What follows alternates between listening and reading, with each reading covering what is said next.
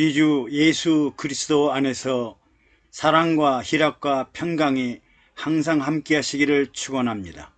오늘은 성령과 믿은 여자의 축복에 관해 말씀드리고자 합니다. 누가복음 1장 45절에 세례 요한을 잉태한 엘리사벳이 구세주 예수를 잉태한 마리아를 향해 믿은 여자에게 복이 있도다. 주께서 그에게 하신 말씀이 반드시 이루리라고 합니다. 예수님의 동정녀 탄생과 함께 갑자기 믿은 여자에게 복이 있다는 말씀이 무슨 의미일까요? 즉 성령의 잉태와 믿은 여자의 축복은 어떤 내용일까요? 예수님의 잉태, 출산, 성장, 공생애, 십자가 죽음과 부활, 승천과 하나님 보좌에 대해 마리아만큼 정확한 목격자 증인이 없습니다. 예수님의 제자들보다 더 상세하게 모든 일대기를 기억할 것입니다. 우리가 축복받는 믿은 여자를 이해하려면 또다시 창세기 아담과 하와가 살았던 에덴 동산으로 돌아가야 합니다. 아담은 생기를 받아 생명이 되었고 하와는 생명의 사람 아담에게서 육신을 얻어 탄생했습니다. 아담의 주인은 하나님이요 생기와 생명의 직접적인 관계가 있으며 하와의 주인은 남자 아담으로 자신을 사랑하는 남편 아담을 통해 하나님의 약속과 명령을 간접적으로 전해 들었습니다. 믿음은 들음에서 난다고 잘 들어야 좋은 믿음을 갖는데 하와는 생명인 아담의 말을 잘못 듣고 잘못 믿었습니다. 그래서 사탄이 와서 유혹할 때 횡설수설하다가 넘어서는 안 될 선을 넘어버렸습니다. 선악을 알게 하는 나무를 본즉 먹음직도 하고 보암직도 하고 지혜롭게 할 만큼 탐스럽기도 하는 나무인지라 유혹을 받지 않고 미혹에 빠지지 않을 사람이 없습니다. 금단의 열매를 단 한 번이라도 따먹고 실수를 한 사람이 있다든지 또는 실수의 결과가 얼마나 무서운지 알았다면 하와도 인내하고 절제하고 포기했을 것입니다. 그러나 하나님은 냉정하고 무정하고 매정하시게 단 한 번의 실수, 단 한 번의 잘못된 행위를 용납하지 않으시므로 아담과 하와는 축복의 동산에서 쫓겨나고 말았습니다. 내처지는 자신들을 생각하면 하나님께서 일부러 선악과를 두고 육체에서 난 사람이 이 유혹을 이기는가 못 이기는가 시험을 하려고 갖다 놓은 열매와 같다고 생각했을 것입니다. 그런데 육체의 사람 하와가 먹고 난 다음에 선악과를 남편에게도 주자 생명인 아담도 먹고 말았습니다. 만약 가정입니다. 생명의 사람 아담이 먹기를 거부하고 먹지 않았다면 어떻게 되었을까? 역시 육체의 사람과 생명의 사람은 구별이 되는구나.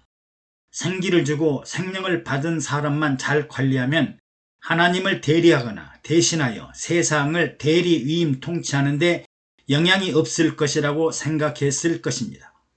그리고 만약 육체의 사람인 하와가 한 번 실수를 해도 용서하거나 돌이킬 수 있을 것이라고 생각하실 수 있을 것입니다.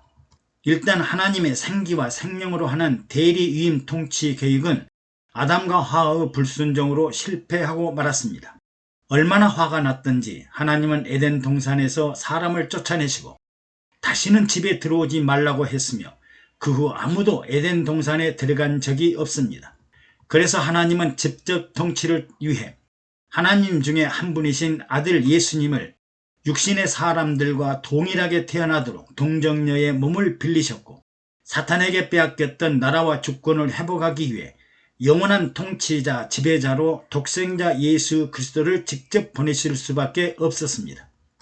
우리는 잘 생각해 보아야 합니다. 우주 만물을 창조하시고 주인이신 하나님께서 우주 만물의 소유와 통치를 마귀에게 빼앗기시고 바라만 보고 포기하실까요?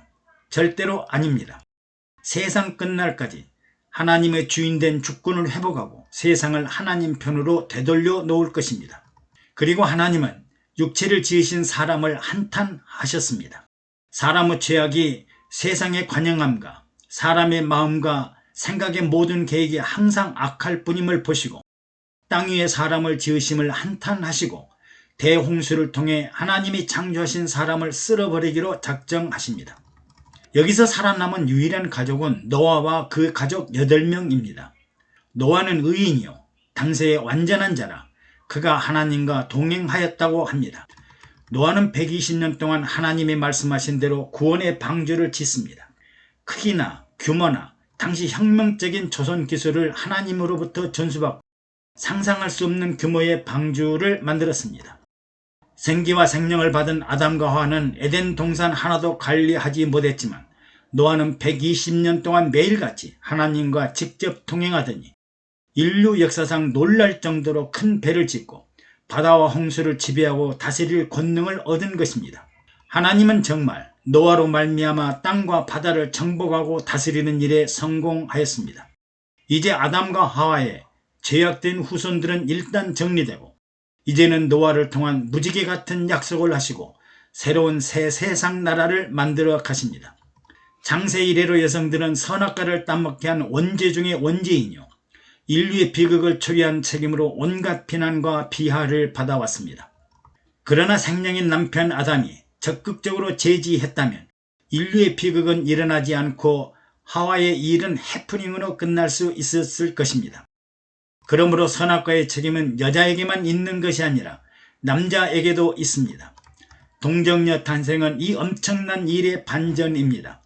성령 하나님이 직접 마리아에게 잉태하게 하시고 수태하지 못하던 엘리사벳에게 잉태하도록 권능을 부어주셨습니다.